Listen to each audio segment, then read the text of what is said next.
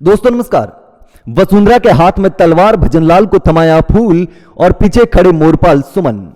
दरअसल अंता में यह तस्वीर जो है वो क्या संकेत दे रही है और इसे कांग्रेस को भी सीखना चाहिए, क्योंकि भजनलाल शर्मा और वसुंधरा राजे एक ही गाड़ी में एक ही साथ चुनाव प्रचार कर रहे हैं और शायद भजनलाल शर्मा के मुख्यमंत्री बनने के बाद यह पहली बार ऐसी तस्वीर सामने आई होगी, पहली बार ऐसा माहौल बना होगा जब वसुंधरा और भजनलाल एक ही गाड़ी में एक ही साथ प्रचार करते हुए नजर आ रहे हो।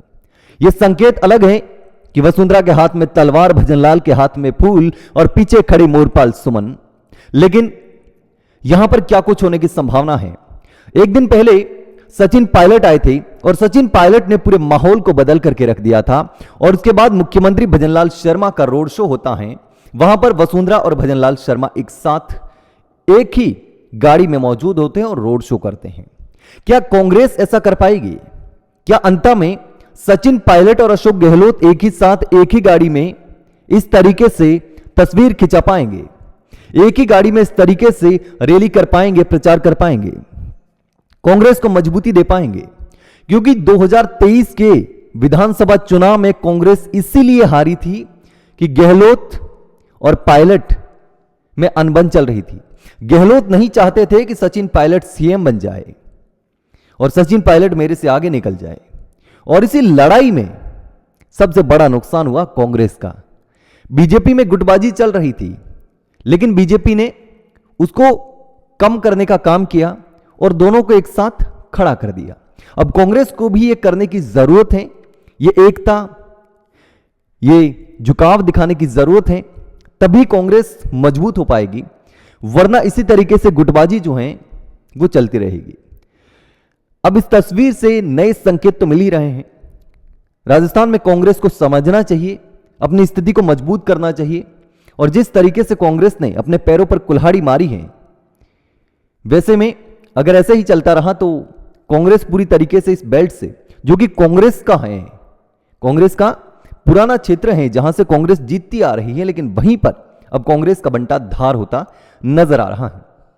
गोविंद सिंह डोटासरा ने, अशोक गहलोत ने नरेश मीणा की टिकट तो काट दी, छबड़ा में भी हार गए, देवली उनियारा में भी जमानत जब्त करवा ली, और यहां भी कांग्रेस की जमानत जब्त करवाने की तैयारी चल रही है। बीजेपी ने डैमेज को कंट्रोल कर लिया, बागी को मना लिया, पार्टी में शामिल कर लिया, और कांग्रेस एक नरेश मीणा को नहीं मना पा रही, क्योंकि वहां परिवारवाद और ज्यादा हावी होता जा रहा है। देवली उनियारा में भी परिवार को टिकट देनी थी और वहां पर हार गई। झुंझुनू में जहां पर ओला परिवार का पूरा वर्चस्व चल रहा है तो उसको टिकट देनी थी, वहां पर भी परिवारवाद, और उसी वजह से हार गई कांग्रेस, नुकसान हुआ। यानी कितनी सीटें कांग्रेस ने सिर्फ अपनी गलती की वजह से हारी हैं, और बीजेपी से सीख लेने की जरूरत है। वसुंधरा और भजनलाल एक गाड़ी में खड़े हैं, लेकिन कांग्रेस के अशोक गहलोत और सचिन पायलट इस तरीके से कब खड़े होंगे? ये कांग्रेसियों को सवाल पूछना चाहिए, कांग्रेस के कार्यकर्ताओं को, अपने आला कमान से सवाल पूछना चाहिए, अपने नेताओं से पूछना चाहिए कि भाई साहब आप क्या कर रहे हैं? पार्टी को मजबूत करने के लिए काम कर रहे हैं या फिर पार्टी को खत्म करने के लिए काम कर रहे हैं? समझना चाहिए, सोचना चाहिए। अब नरेश मीणा के कार्यक्रम में भी, रैली में जबरदस्त तरीके से भीड़ आ रही है।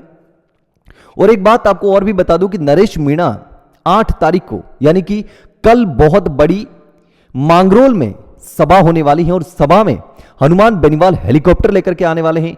संजय सिंह आने वाले हैं यहां पर, जो कि आम आदमी पार्टी के बड़े नेता हैं।